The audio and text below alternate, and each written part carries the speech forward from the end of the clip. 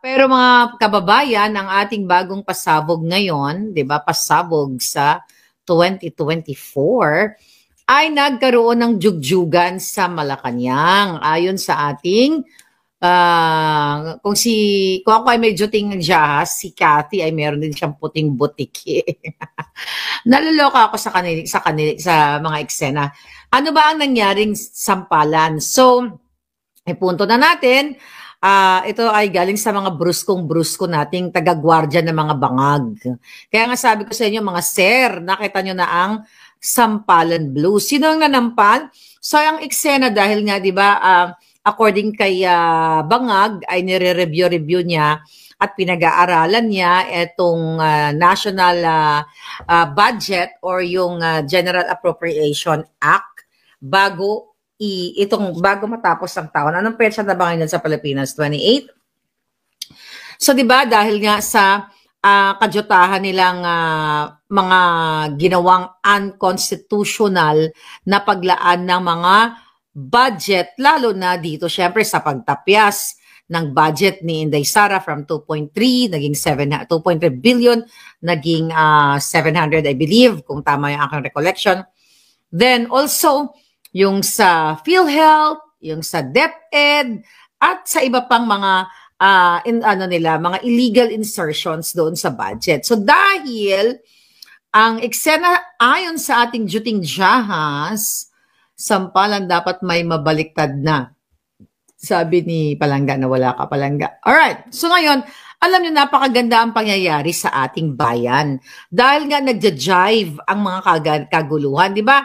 Nung ating pasabog sa inyo, not really that pasabog, pero nung December 24 ay absent nga si Tambaluslos doon sa kanilang family Christmas party. Wala rin si Amy Marcos dahil nga nagkakagatan na sila. And we are happy to hear that.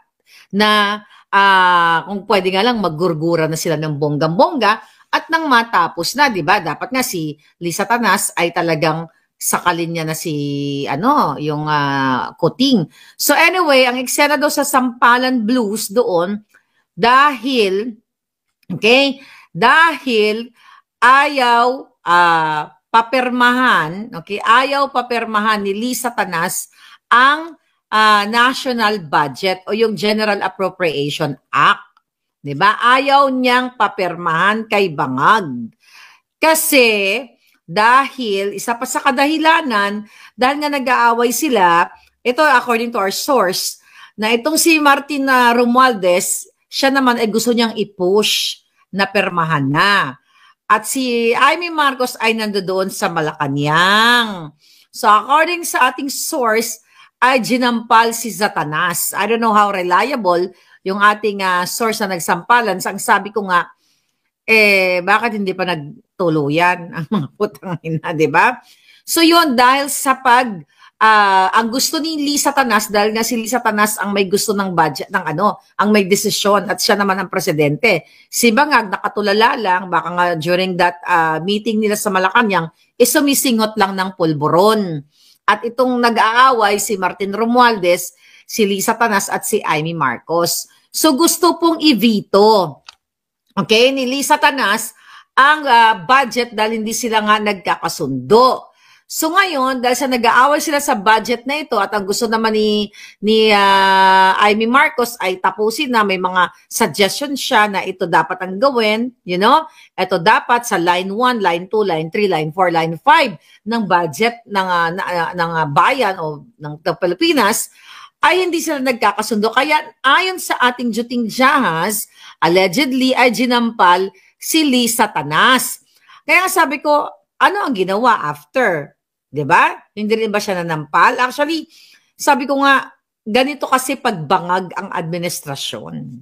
The fact, mga kababayan, kung nagsampalan sila, kung ito ang ating Juting Jahas na bruskong-brusko, ay na-witness, siningan ko nga ng video. Sabi ko, baka naman pwede mag-send ng video. Alright? Walang video kasi syempre nga, kung ang mga PNP nga, di ba, at ang mga military ay pinagbawalan ni Lisa Tanas na gumamit ng video, how much more, yes, Alfred, thank you. Alfred Soriano. Cotton Fin, thank you. So how much more 'Di ba? How much more doon sa loob ng Malacanang ipinagbabawal. So, for sure may CCTV 'yon at yung mga jampalan. Kahit naman nung sinapak ni Lisa Tanas si Bangag Jr. sa eroplano, remember? Nung papunta sila sa New York na nagkaroon ng black eye and everything. For sure, one day, kapag wala na itong mga bangag na ito, ay lalabas at lalabas yan, mga palangga.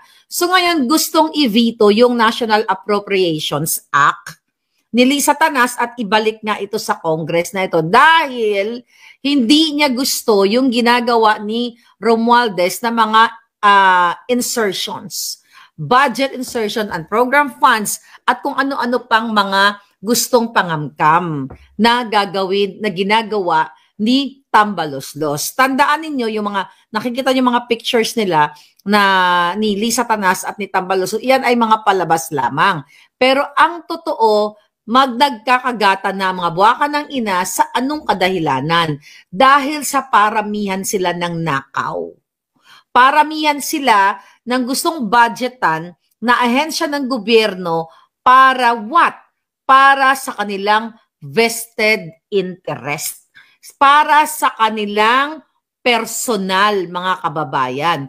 So kung ano yung mga probisyon, okay, na gustong isingit ni Romualdez o inilagay na at ang gustong baguhin ni Lisa Tanas, hindi sila nagkakasundo. So, based dun sa information na nakuha natin, talagang si Marcos Jr., tama si Inday Sara, na hindi talaga siya marunong maging presidente. At wala po siyang decision making. Dahil yung yung tatlong, si Amy, si Mangga,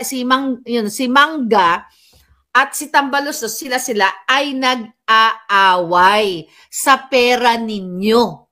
Pera ng Pilipino.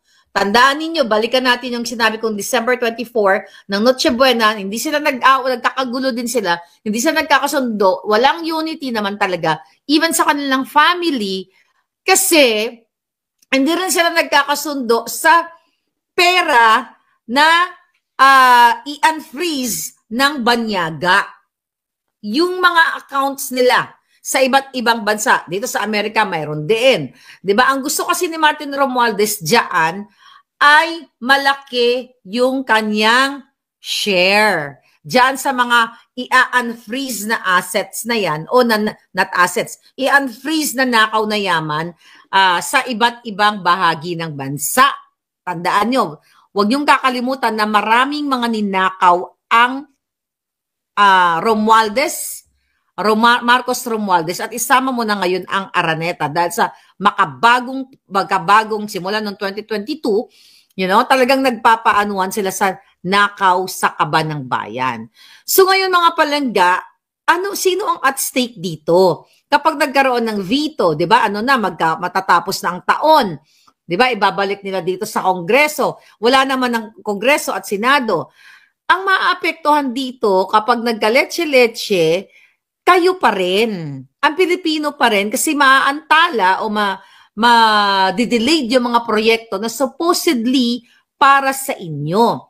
So pag vinito yon, okay? It's either may mga babaguhin silang yung mga provision o yung mga line item doon sa mga certain government institutions.